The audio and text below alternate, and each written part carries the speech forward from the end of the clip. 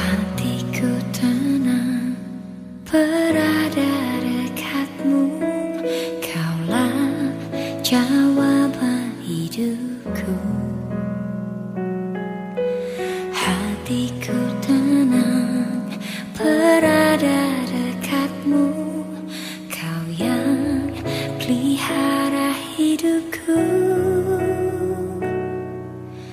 Pertolonganmu begitu ajaib, kau telah memikat hatiku. Di saat aku tak sanggup lagi, di situ tanganmu bekerja. Pertolonganmu begitu ajaib, kau telah memikat hatiku. Kini mataku tertuju padamu, ku rasakan kasih-Mu, Tuhan.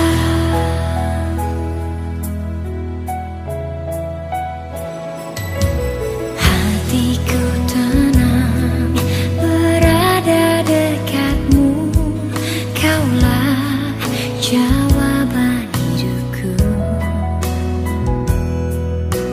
Hatiku tenang berada dekatmu, kau yang pelihara hidupku.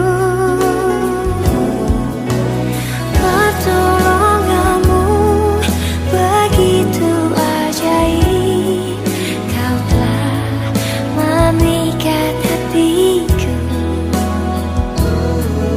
Di saat aku tak sanggup lagi, di situ tanganmu bekerja. Pertolonganmu begitu ajaib, kau telah memikat hatiku. Kini mataku tertuju padamu, ku rasakan kasih-Mu, Tuhan.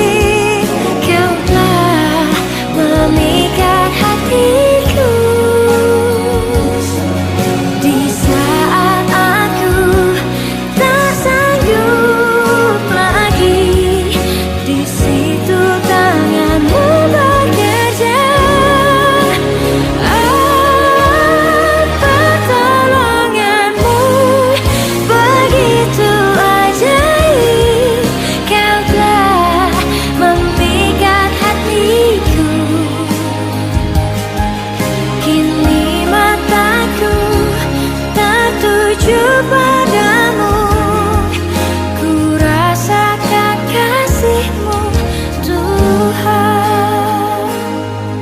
Kini mataku tertuju padamu, ku rasakan kasih-Mu, Tuhan. Mari Bapak Ibu semua, sebelum kita mulai ibadah pada pagi hari ini, kita berdoa terlebih dahulu.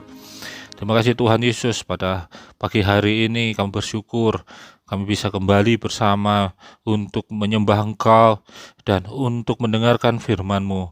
Biar firman-Mu ini Tuhan mampu kami pahami, kami mengerti, dan kami jalani dalam kehidupan kami. Dan kami bisa menjadi anak-anak-Mu yang menjadi pelaku firman-Mu yang sempurna. Terima kasih Tuhan Yesus. Kami akan mendengarkan firman-Mu di dalam nama Tuhan Yesus kami berdoa. Haleluya. Amin. Selamat pagi Bapak Ibu semua. Hari ini kita kembali masih beribadah secara online. Tapi saya percaya Tuhan punya rencana yang indah, meskipun kita beribadah secara online, itu berarti kita punya waktu yang lebih banyak untuk bersama dengan keluarga membangun mezbah doa kita di dalam rumah kita, sehingga rumah kita bukan dikuasai oleh hal yang lain, tapi dikuasai oleh firman Tuhan. Ada firman Tuhan dan ada Allah tinggal tetap dalam rumah tangga kita. Hari ini kita akan bicara tentang tetap kuat meski di masa krisis. Masa pandemi corona ini merupakan masa yang luar biasa. Karena kita ingat bahwa masa ini tidak pernah ada yang mengalaminya dan tidak ada catatan yang benar-benar yang pernah mencatat pandemi ini secara komplit. Dan hari ini seluruh umat manusia telah mencatatkan sejarah. Jadi Bapak, Ibu, dan kita semua itu merupakan bagian dari sejarah yang akan menjadi satu sejarah yang begitu besar sehingga akan menjadi legenda mungkin di masa yang akan datang. Anak cucu kita akan melihat bahwa pernah ada satu masa di mana manusia modern seperti kita itu menghadapi masalah yang besar, yaitu pandemi corona ini. Pemerintah mengatakan dalam berita-berita bahwa kita sedang mengalami gelombang keempat dari pandemik ini. Jika kita lihat yang pandemik flu dulu, flu Spanyol tahun 1920, itu gelombangnya hanya 2, kita 4. Wah, saya juga tidak bisa secara detail mengatakan kapan gelombang 2 dan 3-nya, karena itu menurut pemerintah kita sekarang gelombang 4. Dan sampai sekarang tidak ada yang berani menjamin bahwa tidak ada lagi gelombang-gelombang yang lain yang menyusul. Pandemik corona ini tidak saja merusak kesehatan kita, namun juga merusak segala bidang dalam kehidupan manusia, menciptakan krisis multidimensi, baik secara ekonomi sampai dengan kehidupan personal manusia. Pandemik ini seperti tsunami yang menerjang di seluruh kota secara total tanpa kecuali di seluruh dunia. Artinya tidak ada seorang yang bisa mengatakan bahwa saya bisa kuat, bisa survive untuk masa yang datang. Semua mengalami yang masa di mana badai itu menggelapkan langit, badai itu menggelapkan suasana sehingga kita tidak bisa melihat lagi dan memprediksi lagi masa depan kita seperti apa. Setiap orang menghadapi masalah personal, baik secara personal individu maupun antar individu. Semua orang saling mencurigai, jangan-jangan dia menjadi pembawa virus, sehingga setiap orang menjadi takut.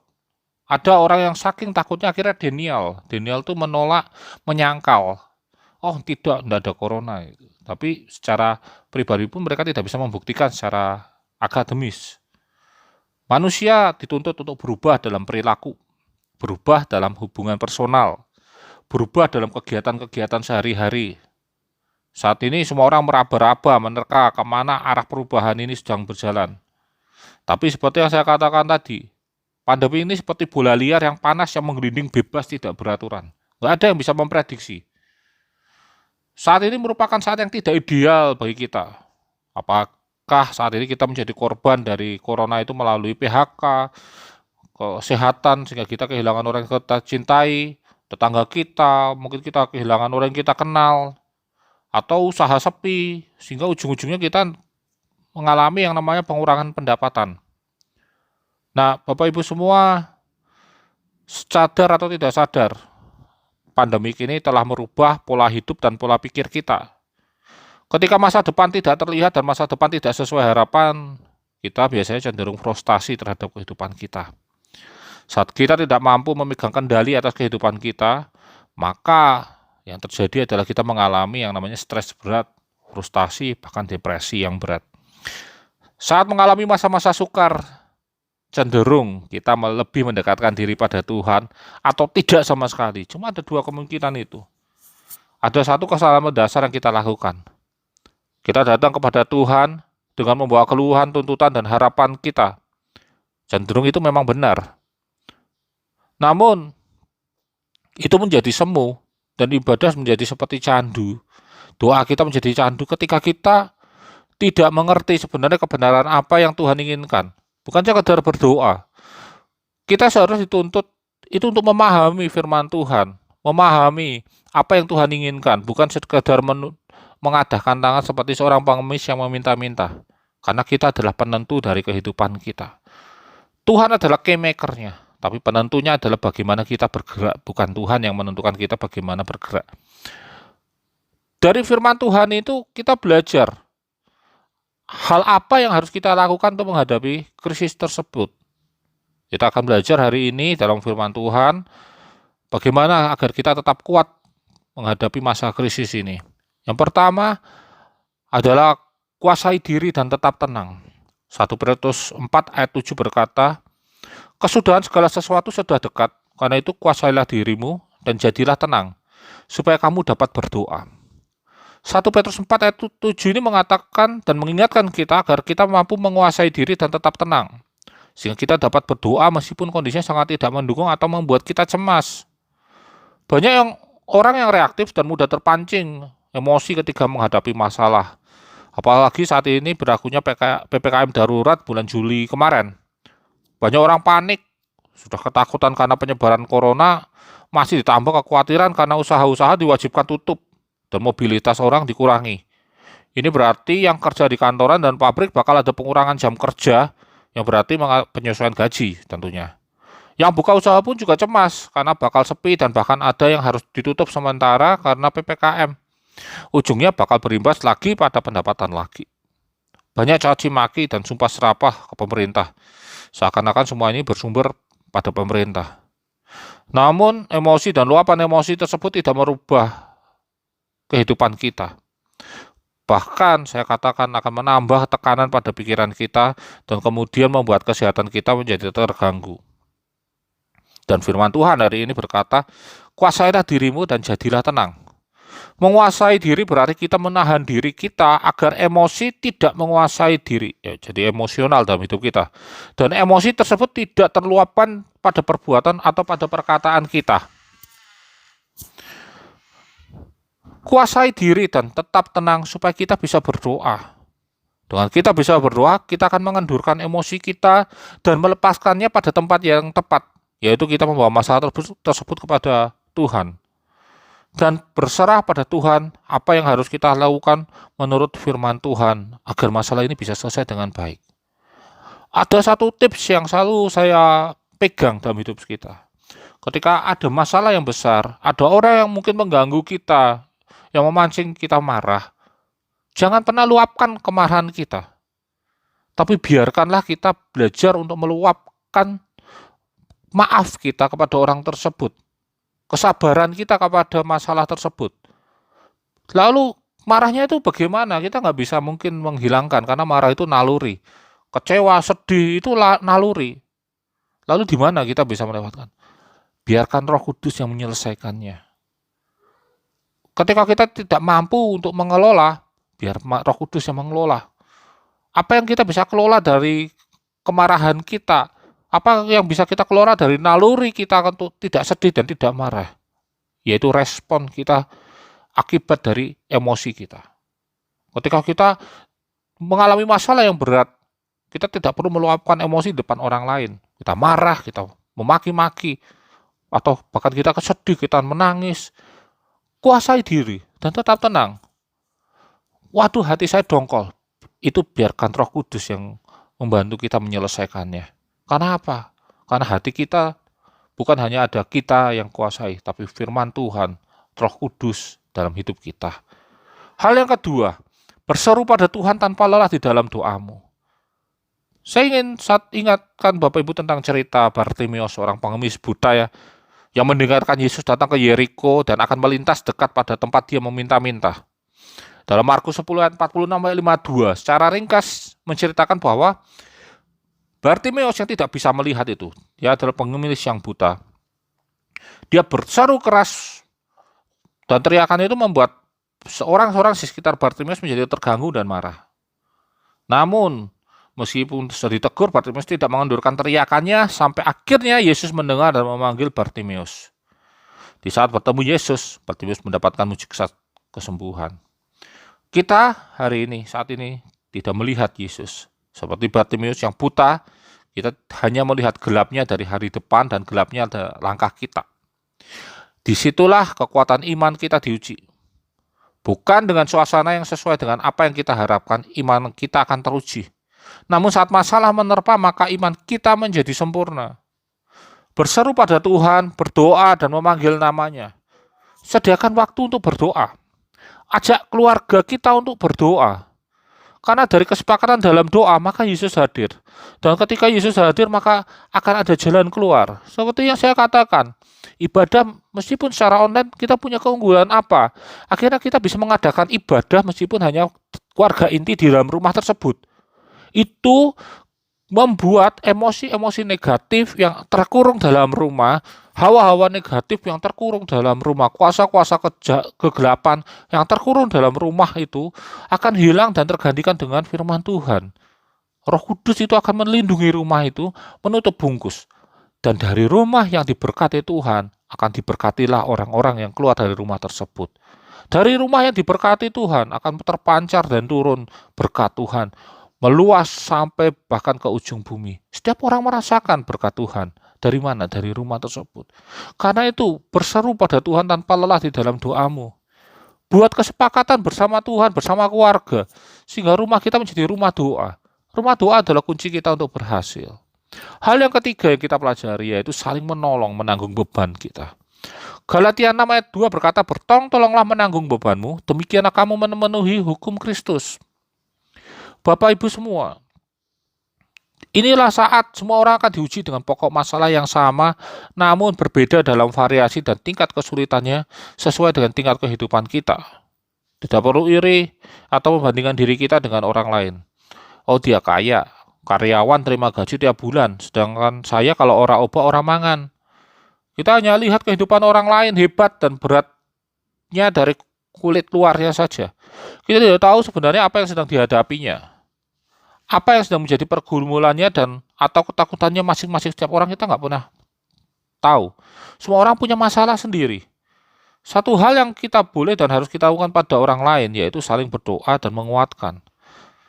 Ketika semua orang tidak menutup mata pada kesulitan orang lain, maka Tuhan tidak menutup mata terhadap kesulitan kita. Menolong orang lain berarti kasih kita kepada Tuhan sempurna. Karena itu dalam Galatia 6 mengatakan bahwa bertolong-tolong menanggung bebanmu, itu berarti kita memenuhi hukum Kristus, yaitu kasihlah Tuhan Allahmu dan kasihlah sesamamu manusia.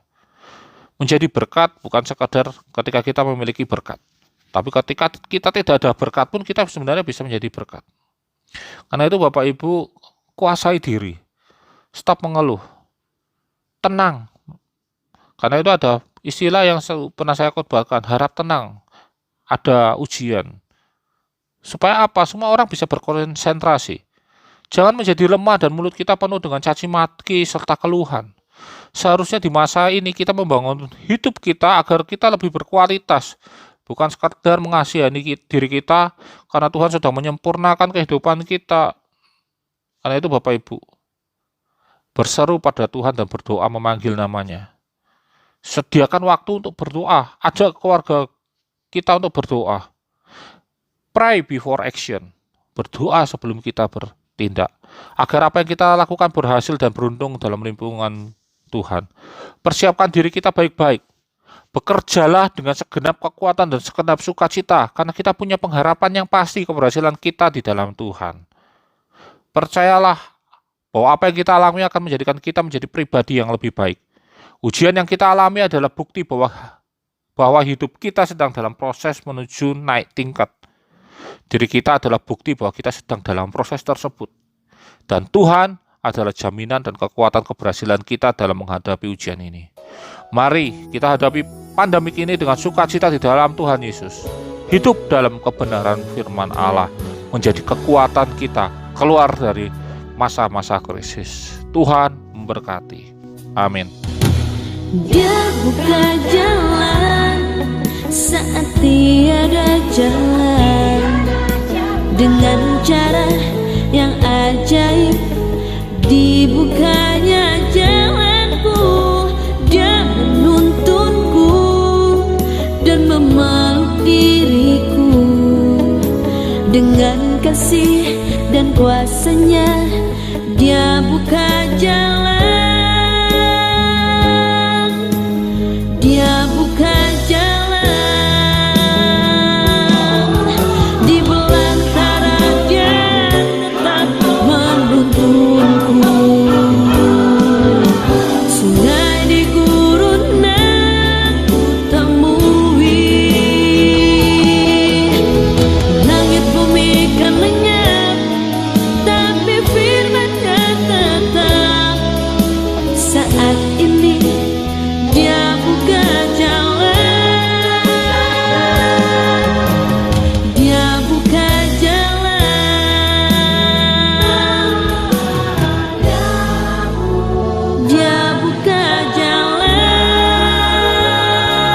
Kita sudah mendengarkan firman Tuhan. Mari Bapak Ibu semua kita tutup ibadah dengan doa. Terima kasih Tuhan Yesus, pada pagi hari ini kami sudah mendengarkan firman-Mu. Biarlah firman-Mu ini mampu hidup dalam kehidupan kami, dan kami menghidupi firman-Mu sehingga firman-Mu ini menjadi jalan terang bagi kami untuk menemukan masalah dan untuk menemukan jalan keluar dalam kehidupan kami. Kami percaya Tuhan Yesus, kami bisa melewati setiap hal dalam kehidupan kami. Meskipun badai melanda, kami percaya Tuhan, Engkau telah menyiapkan jalan yang terbaik bagi kami. Terima kasih Tuhan Yesus, biarlah firman-Mu ini menguatkan kami, memberikan kami keberhasilan, khususnya bahkan keberuntungan. Terlebih Tuhan, berikan kami Roh Kudus-Mu, menutup bungkus kami sehingga Engkau menjauhkan kami dari mara bahaya, sakit, penyakit, dan virus corona. Terima kasih Tuhan Yesus, biarlah damai sejahtera Allah tinggal tetap dalam kehidupan kami mulai hari ini sampai dengan selama-lamanya. Tuhan berkati. Haleluya. Amin. Tertuju padamu, ku rasakan kasih-Mu.